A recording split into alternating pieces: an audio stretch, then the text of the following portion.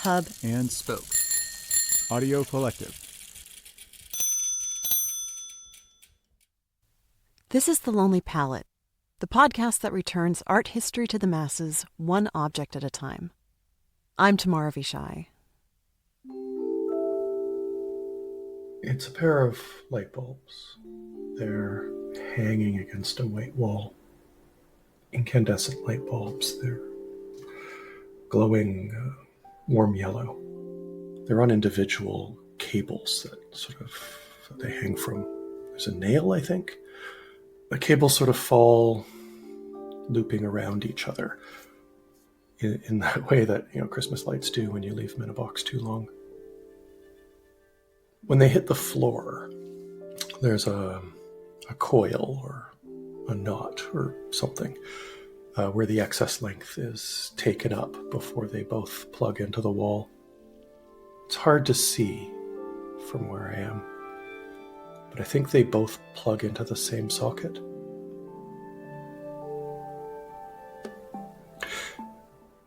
They remind me of like a workshop set of lights. Someone's just needed extra light somewhere and they've strung up a pair of light bulbs. If I didn't know better, I wouldn't even think this was a piece of art. This is someone needing more light.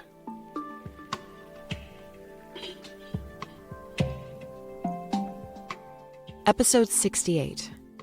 Felix Gonzalez-Torres Untitled, March 5th, number 2, from 1991.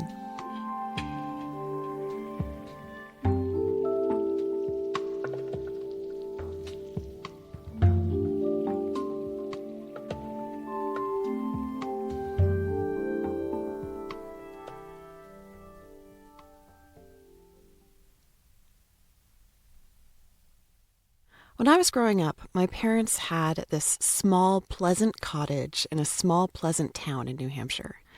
It was located, appropriately enough, on a street called Pleasant Street, which was a few miles from Pleasant Lake.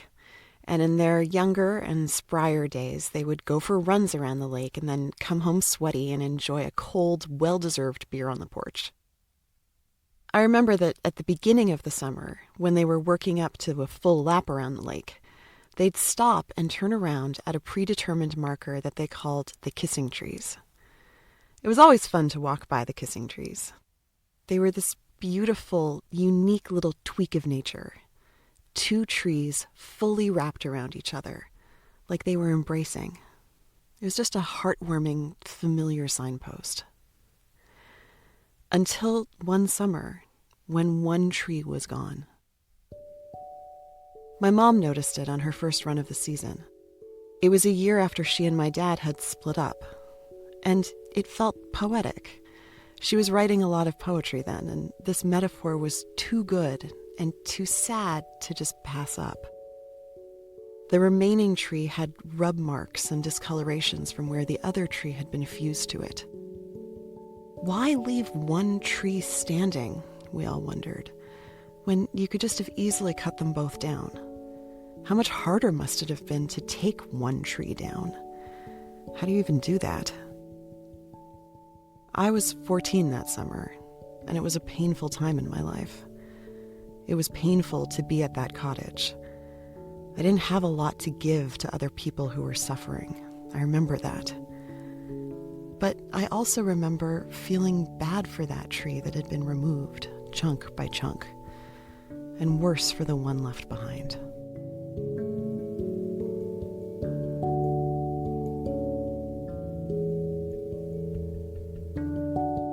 If it's not already kind of obvious, this episode is going to be sad. But like that metaphor, this artwork that we're looking at is too good to pass up. Even if it's particularly easy to pass by, plenty of people wouldn't even think of it as an artwork at all, and certainly not a particularly sad one. It's not really that different from something you'd see in a display at Home Depot. It's just 2 lit light bulbs, hung high, attached to a slightly dusty black extension cord that reaches into a plug at the base of a wall. A staff member at the museum turns it on every day and off at the end of the day when the museum closes. But as you've probably already guessed, this artwork is not about the material objects. Not really. It's about the metaphor. It's about an artist and activist named Felix Gonzalez-Torres, who was born in Cuba in 1957 and would be 67 if he were still alive. But he's not. He died of AIDS-related complications in 1996 at the age of 38. At the tail end of a long decade-plus of AIDS-related deaths of a whole generation of gay men in the U.S., including his long-term partner, Ross Laycock, whose birthday was on March 5th, and who died of AIDS in January of 1991 at the age of 32. He's the other light bulb. And these two unadorned bulbs are meant to share their burning illumination together for as long as they can, gradually extinguishing until one goes out entirely. And then they're both replaced.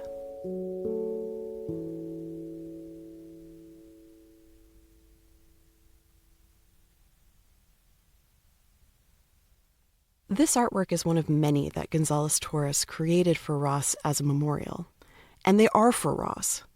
But like all the best metaphors, they're never exclusively about one person, one thing, so much as they are about a larger universal idea. And here, it's loss. The loss of a lover, a partner. The loss of this entire generation. The art they would have made, the children they would have had, the rights and acceptance they would have fought for. But for all these larger universal ideas, these works always come back to something small and deeply intimate.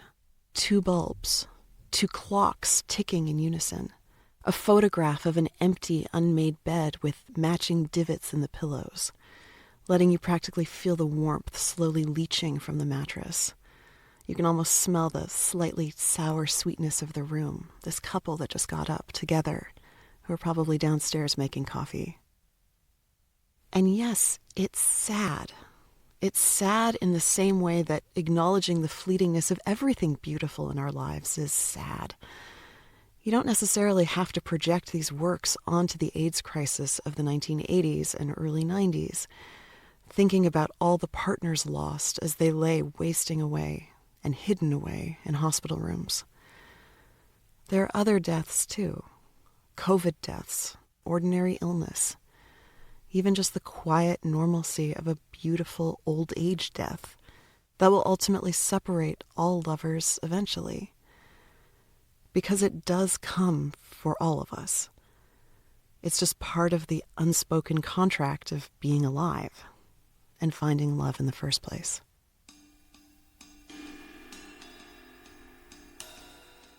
But when you do consider his work as a pivotal part of the AIDS crisis and the artistic response to it, it gains a particularly potent specificity. For as universally resonant as his art is, Gonzalez-Torres considered himself an activist for this specific cause. His work can't help but contain his politics, some more explicitly than others. Everything he does takes found or industrial or otherwise everyday objects and materials and asks that we see them with new eyes, through the lens of this mass tragedy. Not just strings of lights and ticking clocks, but also stacks of paper, even individually wrapped candies, like his Untitled Candy Works series from 1990 to 93, where a pile of candies sit on the gallery floor, weighted to match the average body weight of an adult male.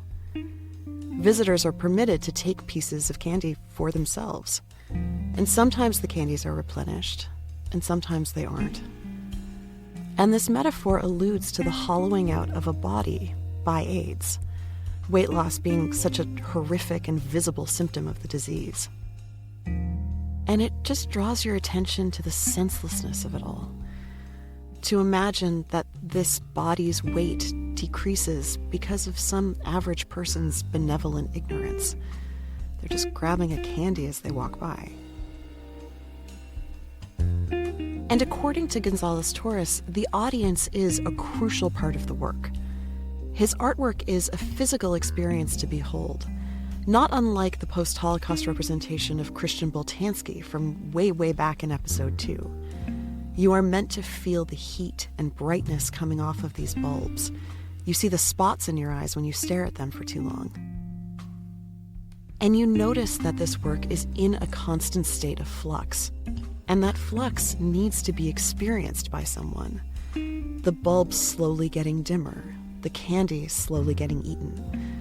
These perpetually changing circumstances that draw your own attention as the viewer to change, to time passing, and to the world spinning under your feet. Even as these artworks, you'd think, invite such stillness and quiet and pause. But artworks, to Gonzalez-Torres, are never meant to be stable. Quote, "The only thing permanent is change," he would say. And we're invited to consider what that means to us. That's also why the audience is so important, because he wants our own interpretations of the work to be a part of the work. We didn't know Ross Laycock, and it's not for us to assume we did, or that we can understand the depth of Gonzalez-Torres' loss. But we can surely tap into our own experience of loss. Our own individualized responses are always welcome here. This is why every work of his is untitled. Quote, "Things are suggested or alluded to discreetly," he wrote. The work is untitled because, quote unquote, meaning is always shifting in time and place, end quote.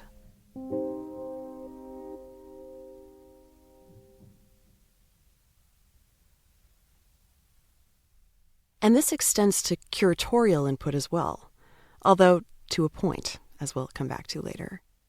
But the museum is allowed to decide what to do with, for example, these bulbs.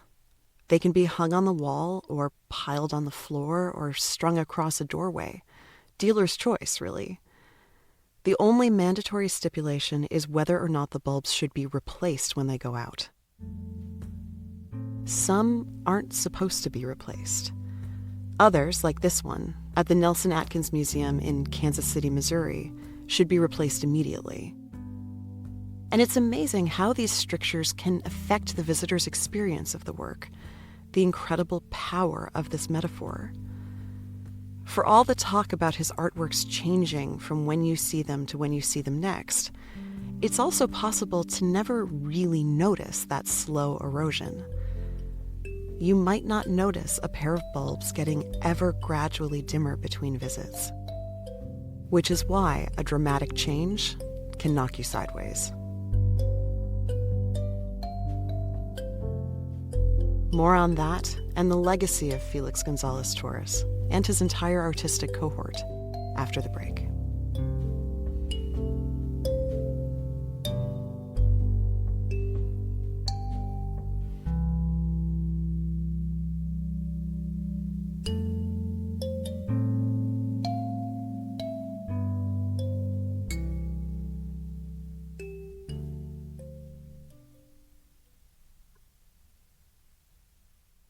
I'm Stephanie Fox-Knapp, the Sanders Soslin Senior Curator of Global Modern and Contemporary Art and the head of the American Art Department at the Nelson Atkins Museum of Art in Kansas City.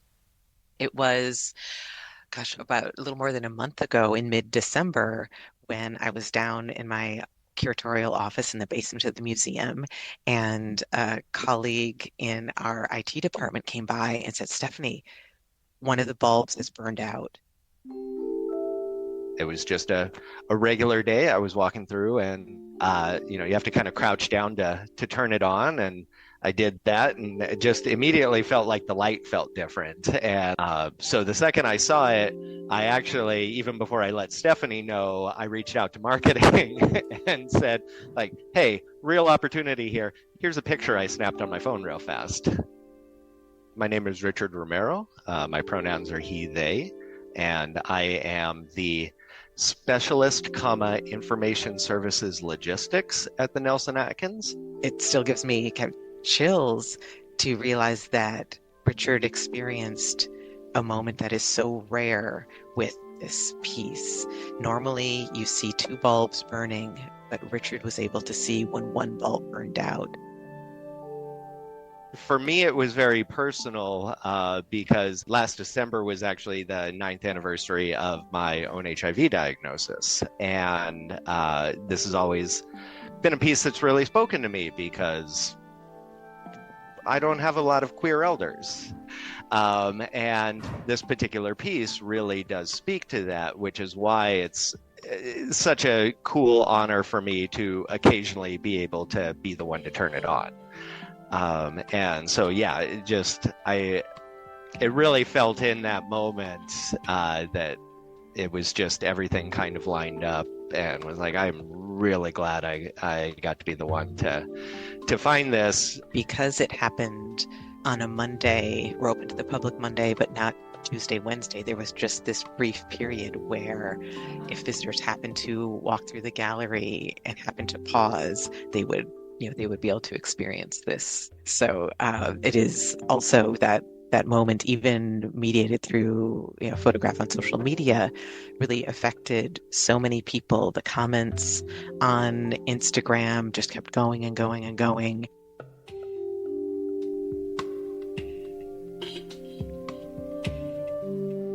We've worked with the Felix Gonzalez-Torres Foundation, so we understand how important it was to both the artist and to the foundation today that as soon as one of those bulbs burns out, the request is that it be replaced immediately. So those two lives, those two energies, those two globes could be back together.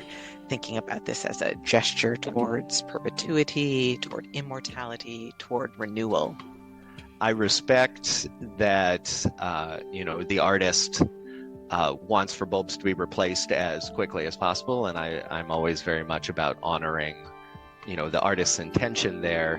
But at the same time, I am happy to grab little quick opportunities just in the interim where, we got several thousand objects on view and, hundreds more constantly being worked on by conservation. They can't immediately run to, change a light bulb, especially when we're open for the day. So it was a neat little opportunity of, yes, we're going to honor this artist, but logistically, you got 8 hours. Come check it out, So we wanted to be sure that we were able to do right by the artist and do right by the foundation. So my colleague Krista was able to get into the gallery and to replace the light bulb. So when we opened again to the public that Thursday, Untitled March 5th, number 2 from 1991 was back glowing the way the artist intended. My name is Krista Pack. I'm objects conservator at the Nelson Atkins. So I haven't been there quite a year yet, so I'm still kind of learning the museum. And that's when I think I'd passed in the gallery before, but not really paid attention to. And so when Stephanie sent the email that the artwork had a light bulb burned out, it was kind of my first interaction with it. So that's when I learned that we had, extra bulbs that were in storage that we could replace them with, and that when one goes out, you're supposed to replace both of them at the same time. So the cycle kind of just starts anew. So then it quickly became one of my favorite pieces of the museum because it is so moving, I think all of us have experienced death at some point, of a loved one. And so that really was just very, very poignant to kind of be there in that place at that time and kind of get to know that piece a little bit better that way. It's so easy to think about this as far as just our human relationships and to think of those bulbs as a reminder of the transience of relationships, the temporality of human life. One day you flip a switch and a light doesn't turn on, or you reach out to a friend and you've heard that they passed away, or you get that phone call in the middle of the night. So for me, I always think about these two bulbs that burn together until they don't.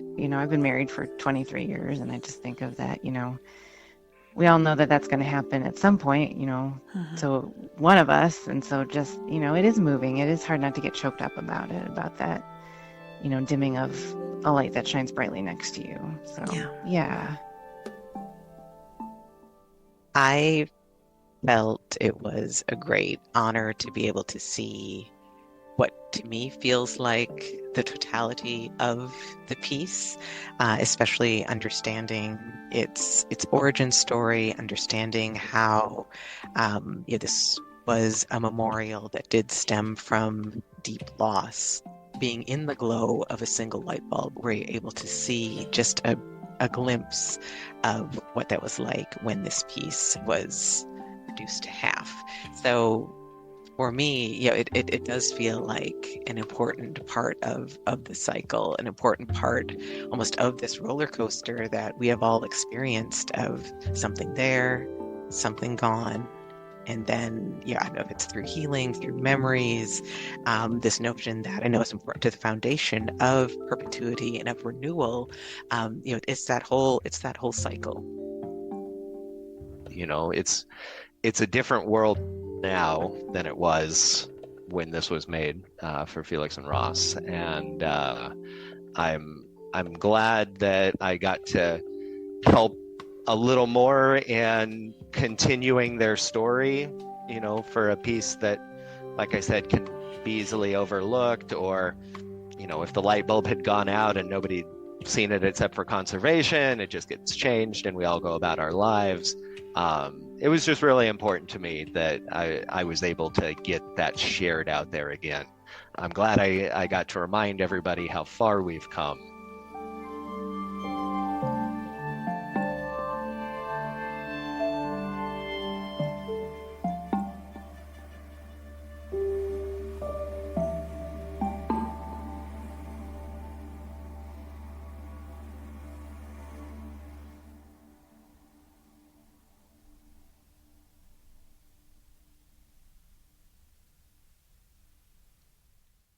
I was introduced to this artwork, and subsequently to Stephanie, Richard, and Krista, through that social media post, that photo that Richard snapped quickly, and then got such a response online.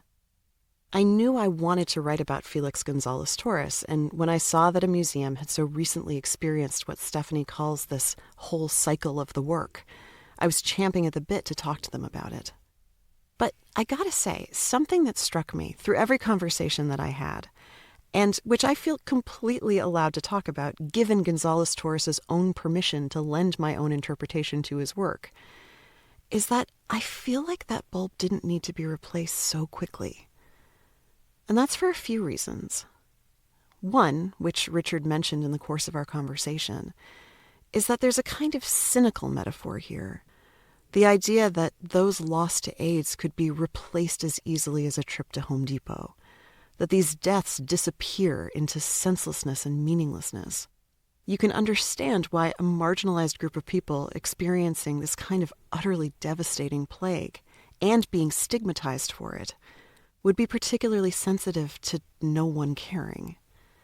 And so replacing that bulb just as soon as it goes out, instead of sitting with that loss, to me, serves to, forgive me, hang a light on that sense of expendability. But it's also something else, maybe something even bigger. When you lose a partner, you don't just get to replace them. You sit in darkness for a long time. I could imagine walking through the museum and seeing one bulb lit, one burnt out, and feeling the full tragic resonance of what Gonzalez-Torres wanted to hammer home. Ross Laycock, the light of his life for over a decade, is gone. Don't just run to replace him. He can't be replaced.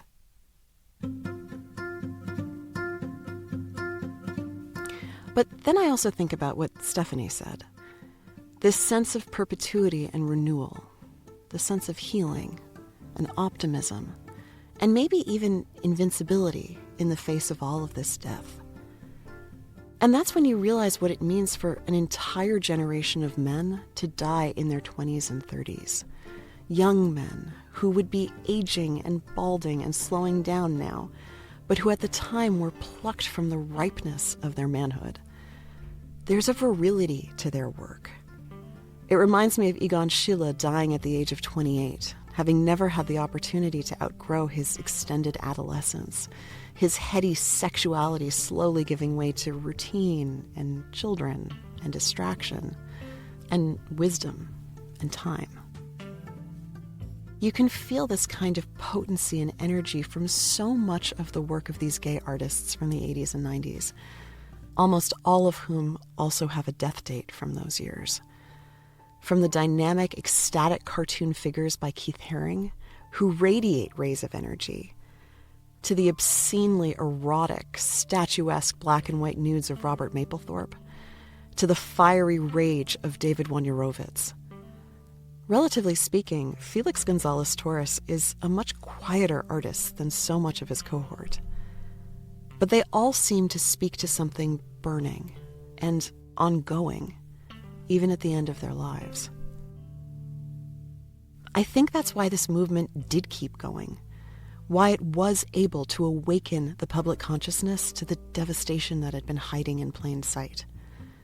This righteous, powerful energy seems to feed off of loss. You can feel this incandescence glowing on every horrific, tragic page of Randy Schultz's tome on the AIDS epidemic and the band Played On. You can feel it in every furious monologue from the playwright Larry Kramer. You can feel it in the Silence Equals Death t-shirt that Richard wore during our interview. And in the two bulbs that always need to burn brightly together.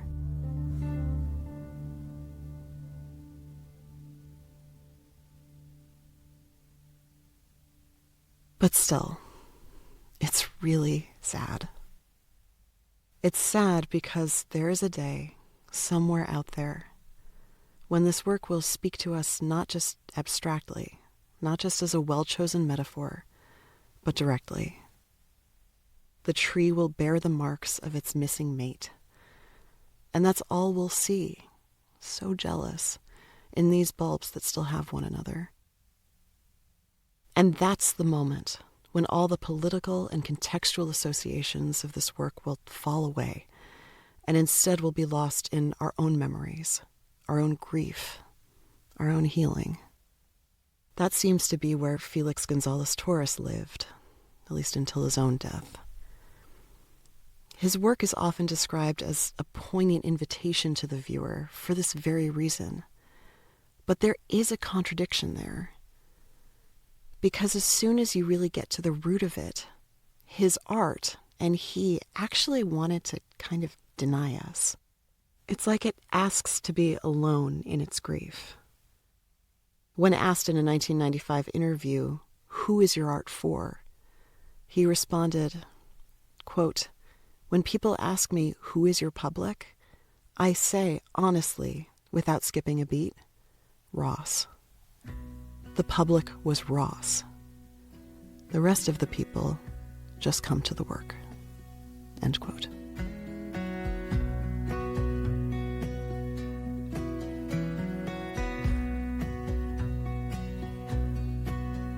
There's a nice old man living outside of town.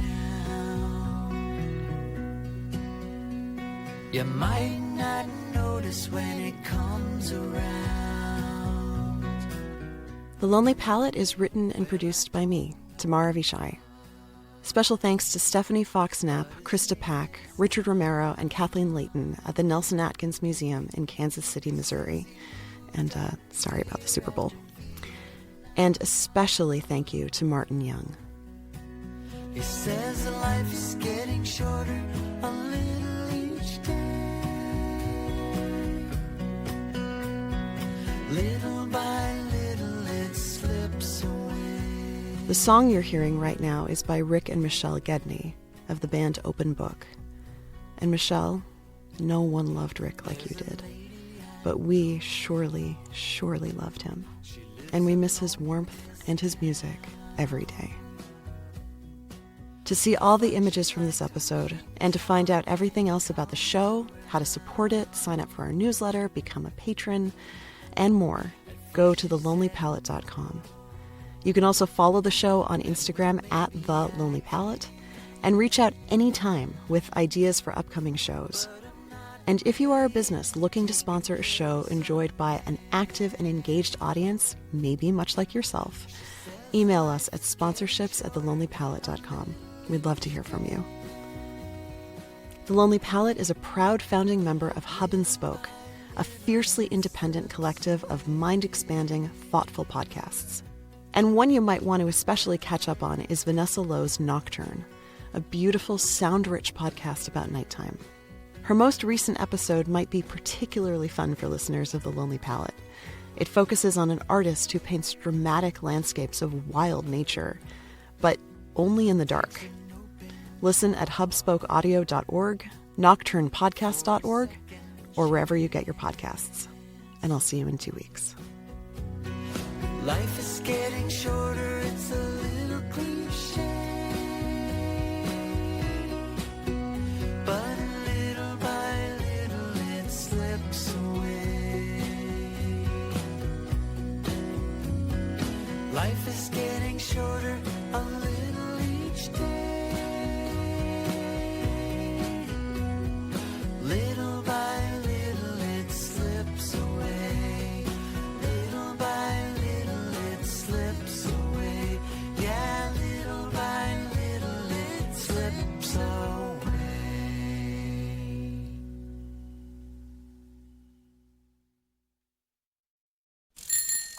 Hub and Spoke.